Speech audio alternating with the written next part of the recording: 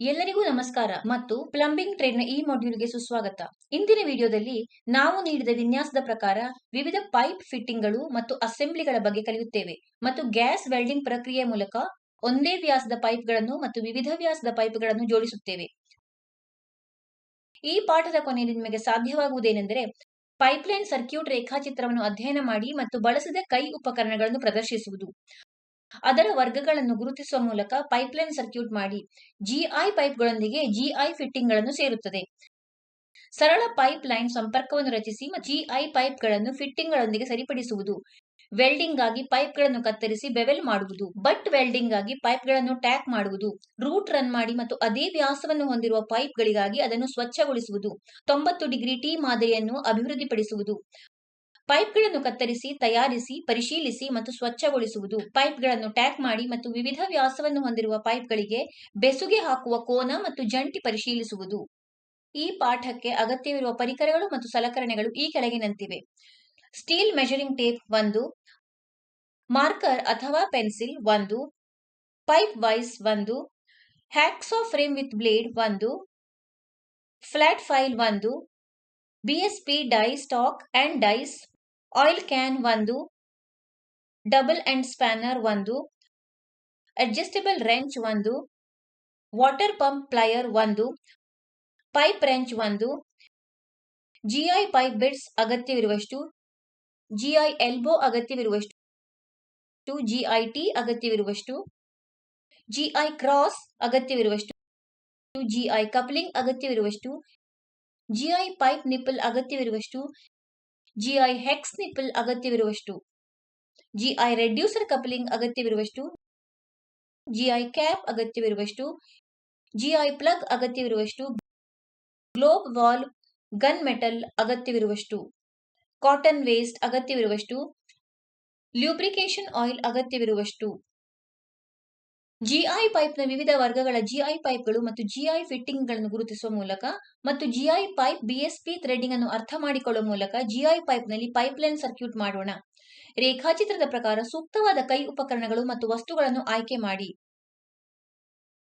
GI pipe ಅನ್ನು pipe wise ನಲ್ಲಿ ಹಿಡಿದುಕೊಳ್ಳಿ ಮತ್ತು ಹ್ಯಾಕ್ಸಾ ಫ್ರೇಮ್ ಬ್ಲೇಡ್ನೊಂದಿಗೆ ಬಿಟ್ಗಳನ್ನು ಅಗತ್ಯವಿರುವ ಗಾತ್ರಕ್ಕೆ ಕತ್ತರಿಸಿ. ಫ್ಲಾಟ್ ಫೈಲ್ನೊಂದಿಗೆ ಅಂಚುಗಳನ್ನು ಫೈಲ್ ಮಾಡಿ ಮತ್ತು ಬರ್ ಅನ್ನು ತೆಗೆದುಹಾಕಿ. ಬಿಎಸ್ಪಿ ಡೈ ಸ್ಟಾಕ್ ಮತ್ತು ಡೈಸ್ ಅನ್ನು ಬಳಸಿಕೊಂಡು ಜಿಐ ಪೈಪ್ ಬಿಟ್ನಲ್ಲಿ ಬಿಎಸ್ಪಿ ಅಥವಾ ಬ್ರಿಟಿಷ್ ಸ್ಟ್ಯಾಂಡರ್ಡ್ ಪೈಪ್ ಥ್ರೆಡ್ಗಳನ್ನು ರಚಿಸಿ. ಕೊನೆಯದಾಗಿ ರೇಖಾಚಿತ್ರದ ಪ್ರಕಾರ ಜಿಐ ಪೈಪ್ಗಳನ್ನು ಫಿಟ್ಟಿಂಗ್ಗಳೊಂದಿಗೆ ಸರಿಪಡಿಸುವ ಮೂಲಕ ಸರಳ ಪೈಪ್ಲೈನ್ ಸಂಪರ್ಕದಲ್ಲಿ ಒಳಗೊಂಡಿರುವ ಹಂತಗಳನ್ನು ನೋಡೋಣ. ರೇಖಾಚಿತ್ರದ ಆಧಾರದ ಮೇಲೆ ಅಗತ್ಯವಿರುವ ಪೈಪ್ಗಳ ಉದ್ದವನ್ನು ಲೆಕ್ಕಾಚಾರ ಮಾಡಿ. ಪೈಪ್ ಕಟ್ಟರ್ ಅಥವಾ ಹ್ಯಾಕ್ಸಾ ಬಳಸಿ ಲೆಕ್ಕ ಹಾಕಿದ ಉದ್ದದ ಪ್ರಕಾರ ಪೈಪ್ಗಳನ್ನು ಕತ್ತರಿಸಿ. ಡೈ ಸ್ಟಾಕ್ ಬಳಸಿ ಪೈಪ್ನ ಕೊನೆಯಲ್ಲಿ ಥ್ರೆಡ್ ಅನ್ನು ಕತ್ತರಿಸಿ. ಸ್ಟ್ಯಾಂಡರ್ಡ್ ಫಿಟ್ಟಿಂಗ್ಗಳೊಂದಿಗೆ ಪೈಪ್ ಅನ್ನು ಜೋಡಿಸಿ. ಈಗ ನಾವು ಪೈಪ್ ಮತ್ತು ಪೈಪ್ ಫಿಟ್ಟಿಂಗ್ಗಳನ್ನು ಜೋಡಿಸುತ್ತೇವೆ ಮತ್ತು ನಂತರ ಪೈಪ್ನಲ್ಲಿ ಫಿಟ್ಟಿಂಗ್ಗಳನ್ನು ಸರಿಪಡಿಸುತ್ತೇವೆ. ಪೈಪ್ ವೈಸ್ ನಲ್ಲಿ ಪೈಪ್ 1 ಅನ್ನು ಹಿಡಿದುಕೊಳ್ಳಿ. ಪೈಪ್ನ ಬಾಹ್ಯ ಎಳೆಗಳ ಮೇಲೆ ಸೆಣಬಿನ ಪ್ಯಾಕಿಂಗ್ ಅಥವಾ ಹತ್ತಿ ಥ್ರೆಡ್ ವಸ್ತುವನ್ನು ಗಾಳಿ ಮಾಡಿ. ಪೈಪ್ ಎಳೆಗಳ ಮೇಲೆ ಸೀಲಿಂಗ್ ಸಂಯುಕ್ತವನ್ನು ಅನ್ವಯಿಸಿ ಮತ್ತು ಪೈಪ್ ಅಥವಾ ಪೈಪ್ ಫಿಟ್ಟಿಂಗ್ಗಳಿಗೆ ಸರಿಹೊಂದುವಂತೆ ಪೈಪ್ ರೆಂಚ್ ಅನ್ನು ಹೊಂದಿಸಿ. ಪೂರ್ಣ ಎಳೆಗಳು ಒಳಗೆ ಇರುವವರೆಗೆ ಸ್ಕ್ರೂಯಿಂಗ್ ಪ್ರಕ್ರಿಯೆಯನ್ನು ಮುಂದುವರಿಸಿ. ನಾನು ಪೈಪ್ ರೆಂಚ್ ಅನ್ನು ಬಳಸುವ ಪೈಪ್ಗೆ T1 ಅನ್ನು ಹೊಂದಿಸಿ. ಪೈಪ್ ರೆಂಚ್ ಬಳಸಿ ಪೈಪ್ 2 ರಿಂದ T1 ಅನ್ನು ಹೊಂದಿಸಿ. ಪೈಪ್ ರೆಂಚ್ ಅನ್ನು ಬಳಸಿಕೊಂಡು ಪೈಪ್ 2ಗೆ T2 ಅನ್ನು ಹೊಂದಿಸಿ. ಪೈಪ್ ರೆಂಚ್ ಅನ್ನು ಬಳಸಿಕೊಂಡು ಪೈಪ್ 3 ರಿಂದ T2 ಅನ್ನು ಹೊಂದಿಸಿ. ಪೈಪ್ ರೆಂಚ್ ಬಳಸಿ ಮೊಣಕೈಯನ್ನು ಪೈಪ್ 3ಕ್ಕೆ ಹೊಂದಿಸಿ. ಪೈಪ್ ರೆಂಚ್ ಬಳಸಿ ಮೊಣಕೈಗೆ ಪೈಪ್ 4 ಅನ್ನು ಹೊಂದಿಸಿ. ಪೈಪ್ ರೆಂಚ್ ಅನ್ನು ಬಳಸಿಕೊಂಡು ಪೈಪ್ 4ಗೆ ಸಾಕೆಟ್ ಅನ್ನು ಹೊಂದಿಸಿ. ಪೈಪ್ ರೆಂಚ್ ಅನ್ನು ಬಳಸಿಕೊಂಡು ಸಾಕೆಟ್ಗೆ ಬಿಬ್ ಕಾಕ್ ಅನ್ನು ಹೊಂದಿಸಿ. ಪೈಪ್ ರೆಂಚ್ ಬಳಸಿ ಪೈಪ್ 5 ರಿಂದ T2 ಅನ್ನು ಹೊಂದಿಸಿ. ಪೈಪ್ ರೆಂಚ್ ಅನ್ನು ಬಳಸಿಕೊಂಡು ಪೈಪ್ 5ಗೆ ಸಾಕೆಟ್ ಅನ್ನು ಹೊಂದಿಸಿ. ಪೈಪ್ ರೆಂಚ್ ಬಳಸಿ ಸಾಕೆಟ್ಗೆ ಬೆಂಡ್ ಅನ್ನು ಹೊಂದಿಸಿ. ಪೈಪ್ ರೆಂಚ್ ಅನ್ನು ಬಳಸಿಕೊಂಡು ಬೆಂಡ್ಗೆ ಸಾಕೆಟ್ ಅನ್ನು ಹೊಂದಿಸಿ. ಪೈಪ್ ರೆಂಚ್ ಬಳಸಿ ಪೈಪ್ 6ಕ್ಕೆ ಸಾಕೆಟ್ ಅನ್ನು ಹೊಂದಿಸಿ. ಪೈಪ್ ರೆಂಚ್ ಅನ್ನು ಬಳಸಿಕೊಂಡು T3 ಅನ್ನು ಪೈಪ್ 6ಕ್ಕೆ ಹೊಂದಿಸಿ. ಪೈಪ್ ರೆಂಚ್ ಅನ್ನು ಬಳಸಿಕೊಂಡು Tಗೆ ಪೈಪ್ 7 ಮತ್ತು 8 ಅನ್ನು ಹೊಂದಿಸಿ. ಪೈಪ್ ರೆಂಚ್ ಅನ್ನು ಬಳಸಿಕೊಂಡು ಪೈಪ್ 7 ಮತ್ತು 8ಕ್ಕೆ ಸಾಕೆಟ್ ಅನ್ನು ಹೊಂದಿಸಿ. ಪೈಪ್ ರೆಂಚ್ ಅನ್ನು ಬಳಸಿಕೊಂಡು ಸಾಕೆಟ್ಗಳಿಗೆ ಬಿಬ್ ಕಾಕ್ ಅನ್ನು ಹೊಂದಿಸಿ. ಹ್ಯಾಕ್ಸಾ ಬ್ಲೇಡ್ ಅಥವಾ ಬ್ಲೋ ಲ್ಯಾಂಪ್ ಬಳಸಿ ಕೀಲುಗಳನ್ನು ಪೂರ್ಣಗೊಳಿಸಿದ ನಂತರ ಯಾವುದೇ ಹೆಚ್ಚುವರಿ ಸೆಣಬಿನ ಸ್ಪ್ರಿಂಗ್ ಅಥವಾ ಸೀಲಿಂಗ್ ಟೇಪ್ ಅನ್ನು ತೆಗೆದುಹಾಕಿ. ಒಂದೇ ವ್ಯಾಸವನ್ನು ಹೊಂದಿರುವ ಪೈಪ್ಗಳನ್ನು ಸೇರುವುದನ್ನು ಮೊದಲು ನೋಡೋಣ. ಹ್ಯಾಕ್ಸಾ ಬಳಸಿ ಪೈಪ್ಗಳನ್ನು 75 ಮಿಲಿಮೀಟರ್ ಉದ್ದಕ್ಕೆ ಕತ್ತರಿಸಿ ಮತ್ತು ಅದರ ಅಂತಿಮ ಚೌಕವನ್ನು ಫೈಲ್ ಮಾಡಿ.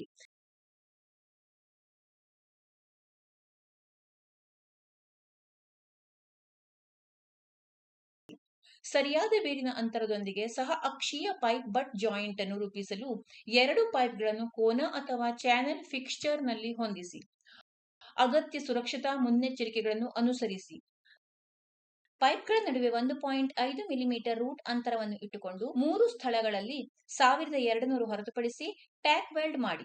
ಪೈಪ್ ಸುತ್ತಳತೆಯನ್ನು 4 ಭಾಗಗಳಾಗಿ ವಿಂಗಡಿಸಿ.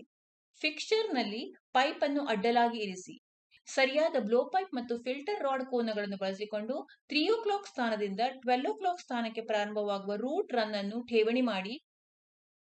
ಪೈಪ್ ಜಾಯಿಂಟ್ ಅನ್ನು ಪ್ರದಕ್ಷಿಣಾಕಾರವಾಗಿ ತಿರುಗಿಸಿ. ಇದರಿಂದ ಐ ವಿಭಾಗದಲ್ಲಿ ಈಗಾಗಲೇ ಮಾಡಲಾದ ರೂಟ್ ರನ್ ಅಂತ್ಯವು 3 o'clock ಸ್ಥಾನಕ್ಕೆ ಬರುತ್ತದೆ. ಮೊದಲ ಭಾಗಕ್ಕೆ ಮಾಡಿದಂತೆ ಎರಡನೇ ತ್ರೈಮಾಸಿಕ ಭಾಗಕ್ಕೆ ರೂಟ್ ರನ್ ಅನ್ನು ಬೆಸುಗೆ ಹಾಕುವುದನ್ನು ಮುಂದುವರಿಸಿ. ಅಂತೆಯೇ 3ನೇ ಮತ್ತು 4ನೇ ವಿಭಾಗಗಳ ರೂಟ್ ರನ್ ಅನ್ನು ಪೂರ್ಣಗೊಳಿಸಿ. ರೂಟ್ ರನ್ ಉದ್ದಕ್ಕೂ ಮೂಲದಲ್ಲಿ ಕೀಹೋಲ್ ಅನ್ನು ನಿರ್ವಹಿಸುವ ಮೂಲಕ ರೂಟ್ ನುಗ್ಗುವಿಕೆಯನ್ನು ಖಚಿತಪಡಿಸಿಕೊಳ್ಳಿ.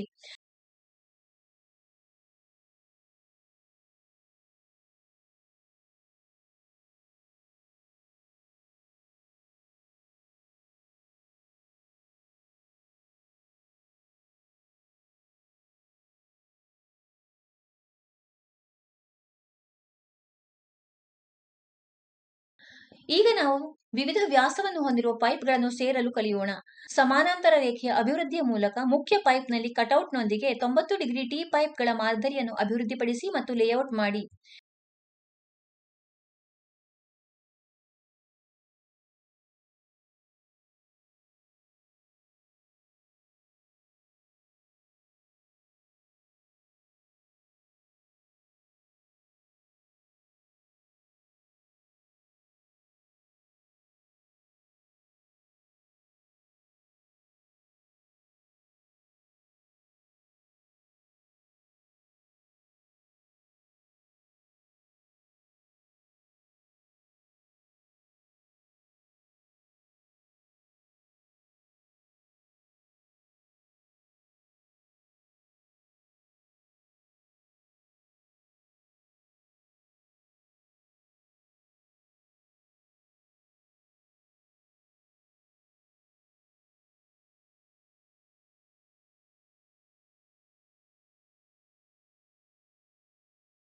ಕೆಲಸದ ರೇಖಾಚಿತ್ರದ ಪ್ರಕಾರ ಪೈಪ್ನ ಕೀಲುಗಳನ್ನು ಕತ್ತರಿಸಿ, ರೂಪಿಸಿ ಮತ್ತು ಲಾಗ್ ಗ್ರೂವ್ ಮಾಡಿ.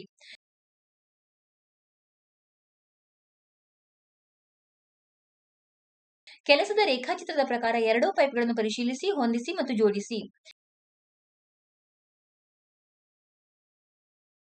ಗ್ಯಾಸ್ ವೆಲ್ಡಿಂಗ್ ಮೂಲಕ ಜಾಯಿಂಟ್ ಅನ್ನು ಟ್ಯಾಕ್ ಮಾಡಿ ಮತ್ತು ಟ್ರೈ ಸ್ಕ್ವೇರ್ ಅನ್ನು ಬಳಸಿಕೊಂಡು ಲಂಬವಾಗಿ ಪರೀಕ್ಷಿಸಿ.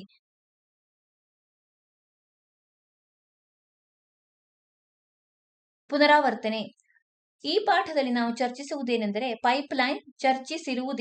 ಪೈಪ್ಲೈನ್ ಸರ್ಕ್ಯೂಟ್ ರೇಖಾಚಿತ್ರವನ್ನು ಅಧ್ಯಯನ ಮಾಡಿ ಮತ್ತು ಬಳಸದ ಕೈ ಉಪಕರಣಗಳನ್ನು ಪ್ರದರ್ಶಿಸುವುದು. ಅದರ ವರ್ಗಗಳನ್ನು ಗುರುತಿಸುವ ಮೂಲಕ ಪೈಪ್ಲೈನ್ ಸರ್ಕ್ಯೂಟ್ ಮಾಡಿ ಜಿಐ ಪೈಪ್ಗಳೊಂದಿಗೆ ಜಿಐ ಫಿಟ್ಟಿಂಗ್ಗಳನ್ನು ಸೇರುತ್ತದೆ. ಸರಳ ಪೈಪ್ಲೈನ್ ಸಂಪರ್ಕವನ್ನು ರಚಿಸಿ ಮತ್ತು ಜಿಐ ಪೈಪ್ಗಳನ್ನು ಫಿಟ್ಟಿಂಗ್ಗಳೊಂದಿಗೆ ಸರಿಪಡಿಸುವುದು. ವೆಲ್ಡಿಂಗ್ ಆಗಿ ಪೈಪ್ಗಳನ್ನು ಕತ್ತರಿಸಿ ಬೆವೆಲ್ ಮಾಡುವುದು. ಬಟ್ ವೆಲ್ಡಿಂಗ್ ಆಗಿ ಪೈಪ್ಗಳನ್ನು ಟ್ಯಾಕ್ ಮಾಡುವುದು. ರೂಟ್ ರನ್ ಮಾಡಿ ಮತ್ತು ಅದೇ ವ್ಯಾಸವನ್ನು ಹೊಂದಿರುವ ಪೈಪ್ಗಳಿಗಾಗಿ ಅದನ್ನು ಸ್ವಚ್ಛಗೊಳಿಸುವುದು. 90 ಡಿಗ್ರಿ ಟಿ ಮಾದರಿಯನ್ನು ಅಭಿವೃದ್ಧಿಪಡಿಸುವುದು. ಪೈಪ್ಗಳನ್ನು ಕತ್ತರಿಸಿ, ತಯಾರಿಸಿ, ಪರಿಶೀಲಿಸಿ ಮತ್ತು ಸ್ವಚ್ಛಗೊಳಿಸುವುದು. ಪೈಪ್ಗಳನ್ನು ಟ್ಯಾಕ್ ಮಾಡಿ ಮತ್ತು ವಿವಿಧ ವ್ಯಾಸವನ್ನು ಹೊಂದಿರುವ ಪೈಪ್ಗಳಿಗೆ ಬೆಸುಗೆ ಹಾಕುವ ಕೋನ ಮತ್ತು ಜಂಟಿ ಪರಿಶೀಲಿಸುವುದು. ಇದರ ಬಗ್ಗೆ ನಿಮಗೆ ಸ್ಪಷ್ಟ ತಿಳುವಳಿಕೆ ಇದೆ ಎಂದು ನಾನು ಭಾವಿಸುತ್ತೇನೆ. ಎಲ್ಲರಿಗೂ ಧನ್ಯವಾದಗಳು ಮತ್ತು ಮುಂದಿನ ವಿಡಿಯೋದಲ್ಲಿ ನಿಮ್ಮನ್ನು ಭೇಟಿ ಮಾಡುತ್ತೇವೆ.